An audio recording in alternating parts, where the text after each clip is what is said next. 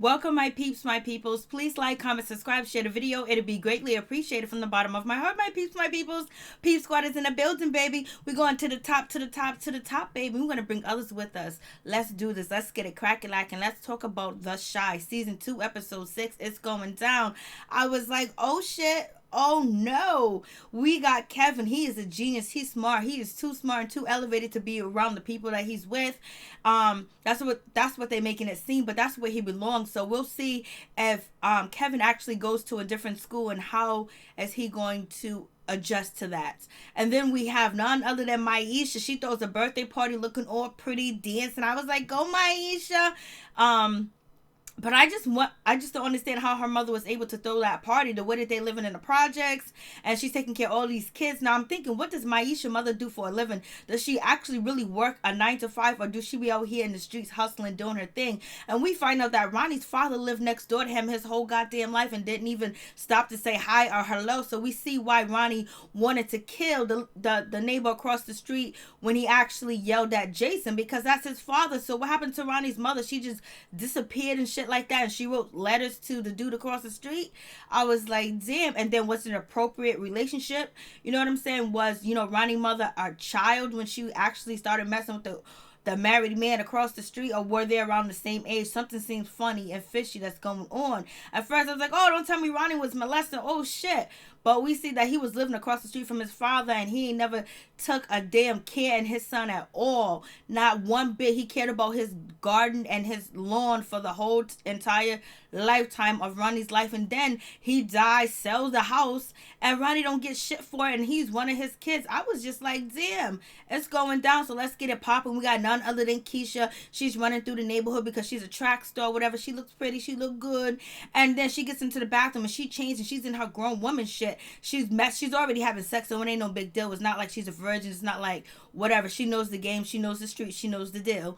And so now she's with this older man, and he is in a BMW. He is a step up from Emmett. But what kind of games is he playing, and what kind of game is he running on her? Because evidently he got to know that she's underage. Even by, she is mature, but by her speech and by the way she acts and things that she does, you could tell that she is young, because Emmett knew that she was young and knew something was going on. You know what I'm saying? Especially when, she was talking about her father. So men can pick up when a woman is young, no matter how much mature we think that we are at a young age, no matter how much we popping or whatever.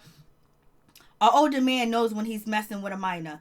I don't care how good they look and how professional try to act. There's always a hint to let you know that she is a youngster. So now she's meeting up with a big dude with some money too as well, and a BMW, and her little brother finds out, and she lies to him. Here's the man that she's with. She's with this older man. He's in a brand new BMW. He's about to wine her and dine her, get her some sneakers for her brother, put some money in the pocket. And he ain't doing it just because he wants to be her friend. He wants to control her. He wants to hit it. He wants to do it. He wants to do all he can, and she did what she had to do to be with him, to get them sneakers.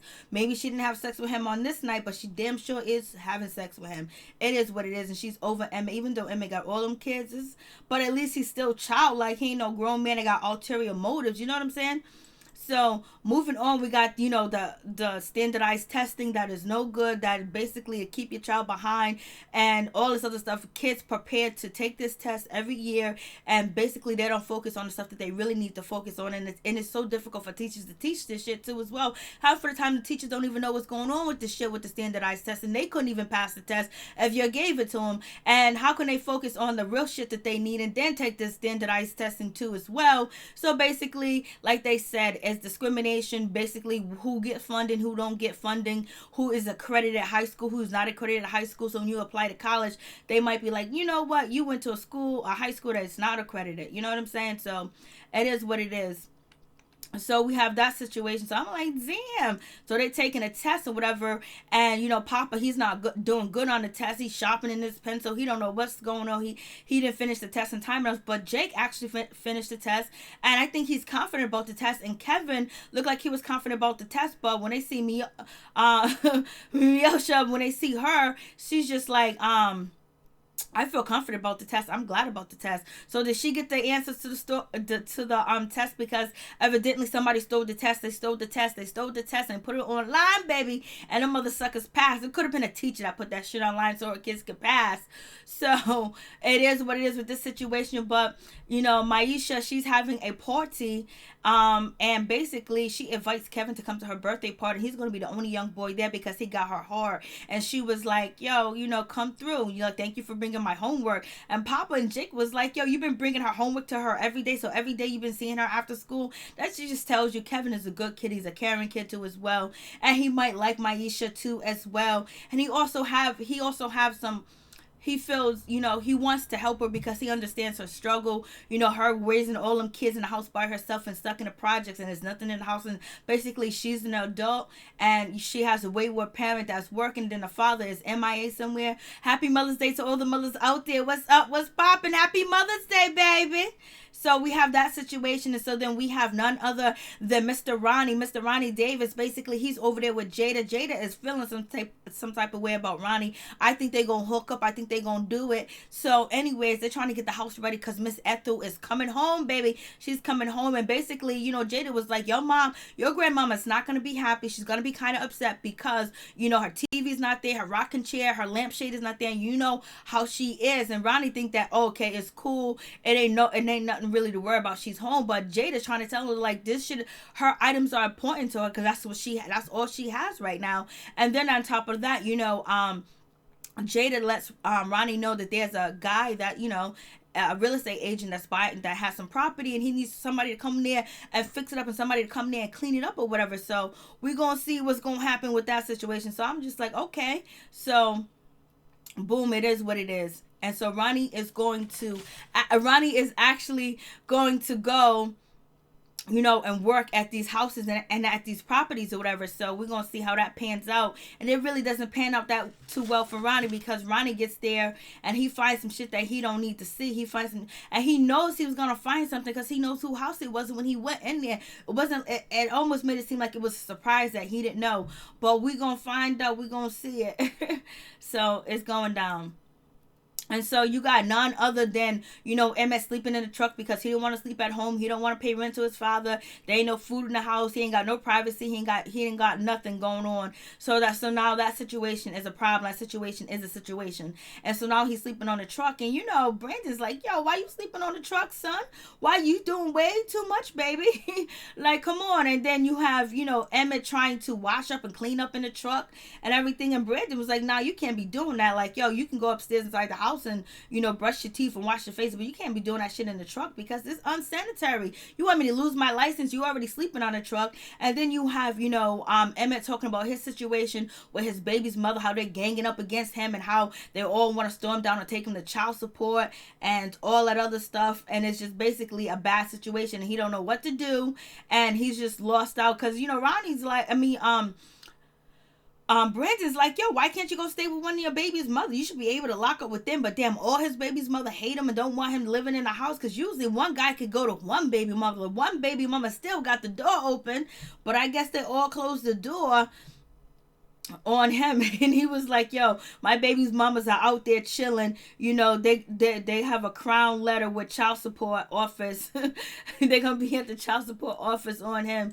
And his baby's mother be wilding on him. So it just is what it is with his situation. I'm just like, damn, you be doing the most.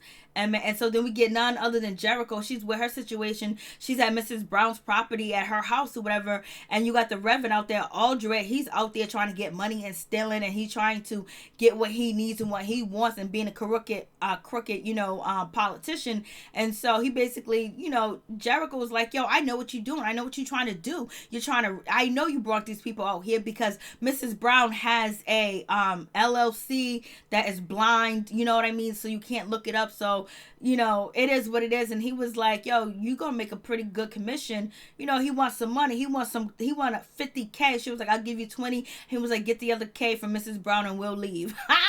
I was like, this is dirty, but this is how they play. This is how they shake you down, baby. And this is why the property and cost of living is so expensive in New York and a lot of other places, because this shit went on back in the day and it just continued to soar to the highest prices, You know what I'm saying? So it is what it is. So now she got to play him. And she said, don't F with me.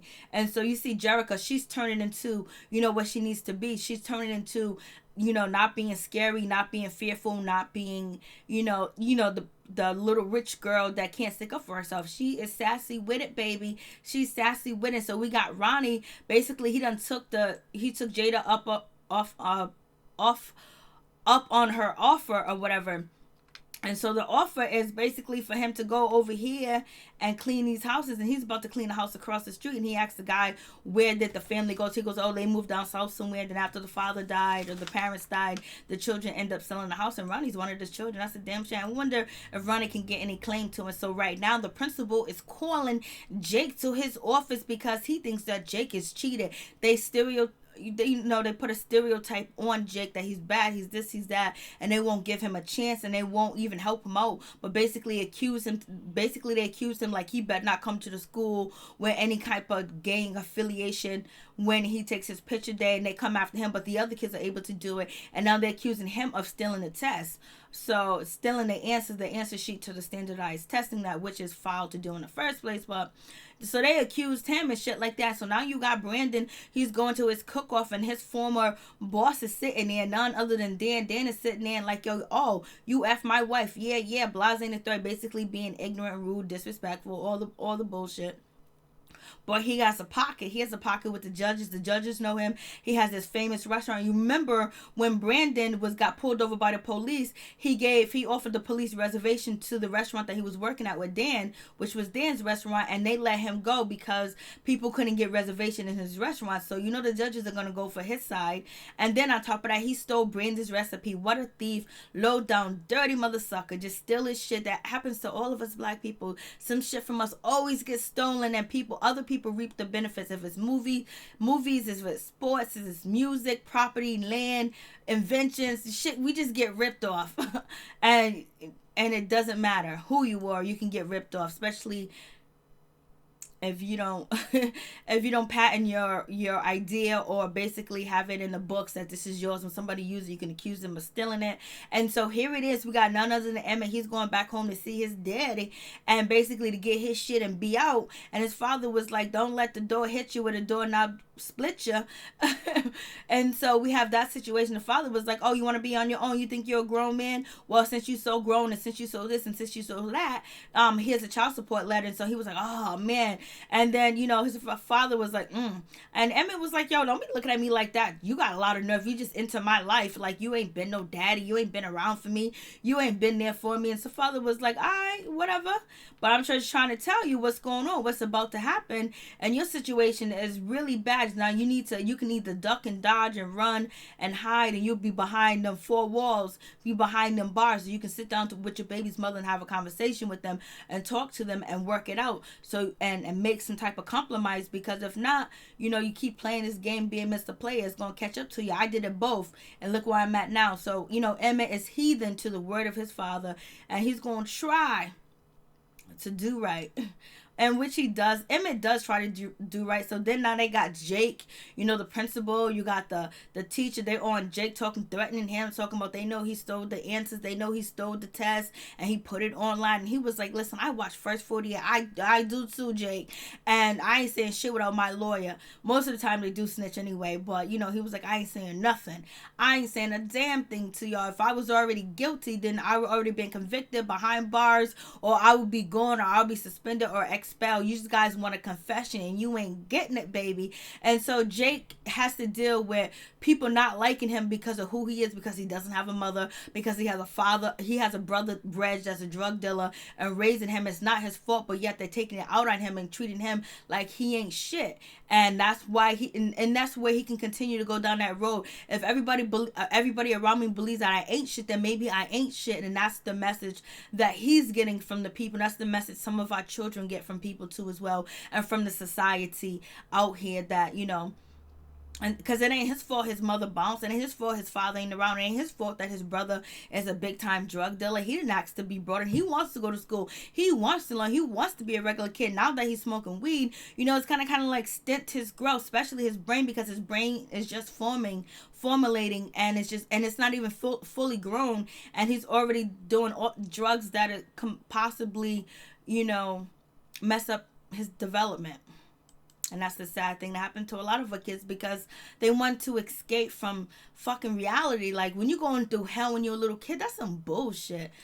So we have that situation. It is what it is. And then we get on to Myesha's party. She's looking good. She got the 3 braids in the front. She got a gift from Kevin. Kevin showed up. He came through. So he was bringing her homework. He was coming through. I think he's starting to like her. I think he's starting to see her as not a bully, as this bad person, because she don't be bullying him now or whatever. And she was like, thanks to you that I kept my grades up. My mom promised me this party, so it's all because of you. And then Kevin kisses her. Kevin was like, I can't stay. It's all girls. So Myesha is the only girl. She was stunting on all the girls that was there, because if she's the only one that had a boy came there, give her a gift. Only girl that got attention from a boy at her party was from Kevin. So she was stunting. I'm like, yeah, my man came through, got me a gift, baby, a keychain that, you know, the world. And also Kevin respects Myesha too, because she's already applying to colleges, trying to go to college, trying to do all that good stuff, baby. So we have that situation. And then we get to Kevin. Then we get to, you know, Brian. He's having his dinner with his girlfriend and her friends and everything like that. It is what it is with the situation. But yet then they started talking about, you know, Jerrica's getting a raise, and the friends are bragging about going, you know, applying to Princeton, applying to Yale or whatever, and talking about money and shit like that. And it was like, oh, we know why, you know, Jerrica's with you, Brandon, because you a thug, because you got the good sex, you be rocking it, you be hitting it, you be flattening it, you be doing the most. And so he's like, damn, he's feeling a certain type of way, and they're laughing. Her friend is drunk, she can't control her friend, but one thing she can do is like, yo, it's time to leave, parties over, you're wrong for what you're saying, you're out of line. But she doesn't stick up for him, and that's the problem. A lot of times Jerrica doesn't stick up for Kevin in front of his face. She sticks up for Kevin sometimes behind his back, but every time Kevin is around her family or her friends, she's always trying to get him to act a certain way and be a certain way and fit their stereotype and fit into her life. But she just never, you know, she don't defend him in front of other people, and that's the problem. But she defends him when he doesn't know that she's defending him, and so he always has to change and be somebody different around her friends. When she goes around his friends or whatever, she could be herself, except for, you know, Brandon's mother gave her a hard time in the beginning. But, you know, Brandon is stressed out because he got this competition, and he already feels like he's not gonna get a fair shot, and he never gets a fair shot.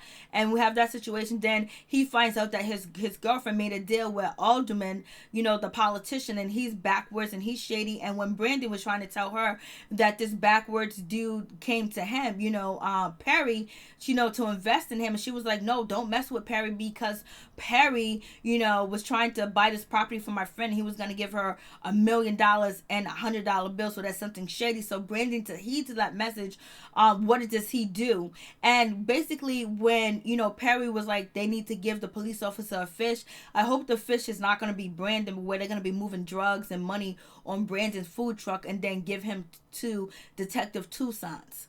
So I hope that situation don't go down. So it is what it is. So so it is what it is with that situation. So, you know, Brandon gets upset because because if the shoe was on the other feet, if it was a woman and it was a bunch of guys around, and she's from, you know, a poor-stricken background, impoverished background, and then the guys are saying, oh, he likes you because you're ratchet, he likes you because you're a thought, he likes you because, you know, you got that good poom poom, she would be offended. And that's the same way Brandon feels. He's offended, and he's like, yo, I don't got nobody but myself, and he really don't.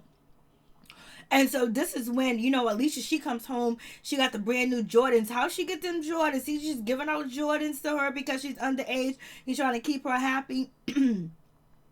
So, and then Kevin was like, you know, I don't want to keep lying for you, this and that. We both gonna get punished. And he was like, who was you with? She was like, oh, I was with Emmett. He was like, since when does Emmett have a BMW? Like, Kevin is not stupid. We already know he's a gifted child. So she's playing it off, but, you know, Keisha's playing a dangerous game with, you know, this guy, because if she falls for him or she gets pregnant, he might want to control her life and control her, or may leave her empty-handed. Because right now she's surprised because she's a teenager. She, you know, she hasn't really been touched by too many people, you know.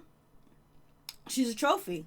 And so then we have Brandon. He goes home to see his stepfather. His mother, Laverne, she still ain't nowhere around. And then we got Kevin basically talking about his situation. I mean, Brandon talking about his situation to his stepfather, he's like, yo, I'm feeling a certain type of way. I'm feeling like, yo, she always put me down. She don't believe in me. And her friends just said she with me because I'm a thug. And then the father's just like, don't argue with no black woman this time of night unless you think you're not going to get no sleep or you're going to get put out. Like, what's wrong with you, boy? And so they're working on it. So the stepfather's tearing down the house because he's going through some woman trouble too, because he needs a project, because Laverne done left, went to Delaware, went somewhere where he don't want to move too. So basically they're drinking and tearing up the house at the same damn time he found the project. So it is what it is. And so Kevin ends up meeting up with Keisha. She's at this event. She's like, Kevin, what you doing over here? Like, she says to Emmett, what you doing over here? You don't belong over here. This ain't your part of town. Like, what are you all here trying to pick up girls? He was like, no, I'm just chilling because my boy, Brandon is in the contest. He's one of the finalists. So she was like, oh yeah. And she was like, and he was like, oh, you got your toes done, you look all good. She got her hair out, sexy, like her new boyfriend and told her to, the old man or whatever. And so we know that's shit's gonna go terribly wrong, and she's gonna learn a terrible lesson because he has experience. He done did this shit before, and she probably ain't the only one. Just like what, Emmett, she wasn't the only one. But she was like, I moved on to bigger and better things. And so, Emmett is talking about his baby's mother, his situation. She was like, oh, God, I don't got time for it. But they are friends. So that's why he's talking to her, because he asked her how she's doing about her father's situation. Because Emmett did not want to take advantage of her to have sex with her while she was down and out. And she was grieving her brother, So you have that situation. And she said, basically, do something sweet. Do something nice for the ladies. Take them out. Make them feel special, So that's what the new man's doing. Making her feel special. Making her feel sweet. Taking her out. Doing things. Buying her sneakers. Buying her stuff. Whining and dining her until he comes in for the kill. And then he makes you want to hate men. Excuse me.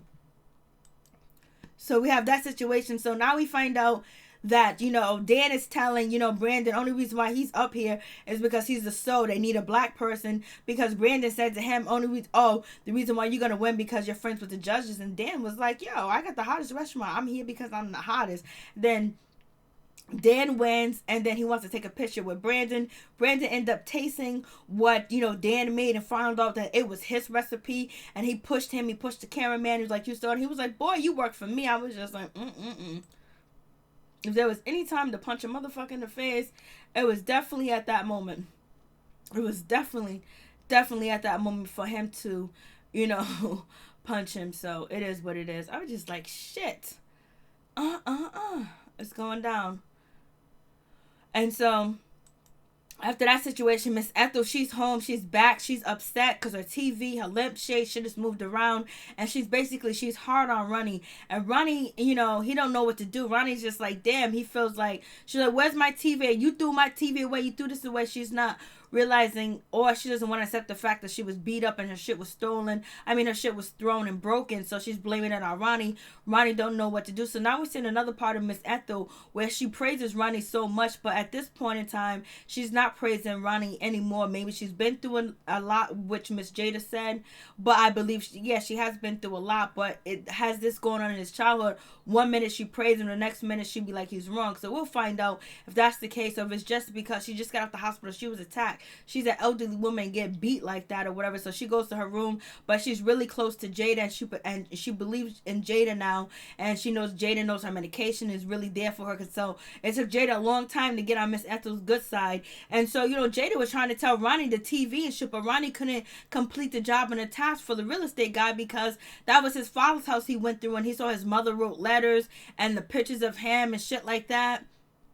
So he couldn't complete the job, and so we got Kevin and Papa. They end up having a conversation, and basically Papa was like, yo, you went all Johnny Cochran on, Jake and Blase and the third, why you accuse him? Like, you know what? And he didn't even do it. Somebody else did it. So now Kevin feels bad because he prejudged, he feels bad because he prejudged Jake. But he had a reason to judge Jake. They're his friends. He does still. But when his friend said he didn't do it, he should have just believed him. But he knows that he does lie sometimes, but he doesn't lie to, I don't think Jake always lies to Kevin or Pop. I think them are the people that he can kind of be honest with. Which I'm realizing, I think that he realized that he can be honest with. So We have that situation. So now Kevin wants to apologize to Jake. He goes to his house. Jake is living in like a trap house. You got the dudes sit there smoking, drinking. The doors unlocked and shit. Like if they have enemies that want to come and kill them, they would have been easy targets too as well. So it's just like a crazy situation, straight up and down. And then you got Jake. He's in here getting high, or whatever. And basically, he was telling Kevin, "I'm trying to change. I'm trying to do different. I'm trying to be right." But people always think that I'm the bad person. They always accuse me like there's nothing I can do about it. Everybody thinks I'm the bad guy, And Blase in the third, and basically trying to tell Kevin that I'm trying to do better. I'm trying to be good. I can't be perfect like you, because people don't put a stereotype on you and accuse you of always doing wrong where you believe that you're wrong. He didn't express it like that, but he was like, "Yo, I be trying to be good." And you could tell that he really respects his friend. And so Jada and Ronnie, they have a conversation. So he tells Jada the whole story about his mom and his father and the dude that lived across the street. And he never had a relationship with him. And then we get back to Emmett. He meets up with his baby's mother and finally comes to a deal and comes to terms with them. Give him $400. He said he sold some of his sneakers. So they're in agreement and they're going to work with him. And they're not going to go to child support on him. So right now he's doing good. So, Ronnie goes back to the house and just tells a story about his childhood with his father and just how crazy it was. And then we get a vision of Ronnie in the house, across the street. And then the old man tells him to get away. You might find something in there. I don't know if his mother was having sex with somebody. He saw somebody having sex or any child abuse was going on. But there was something going on in that house that he was supposed to see, and that man scared him away. And that's why he was so quick and so easy to point the gun at the guy across the street that tried to hurt his stepson Jason. And then Ronnie ends up making a decision to go over to his father's house and mess up his lawn, because his lawn was perfectly manicured.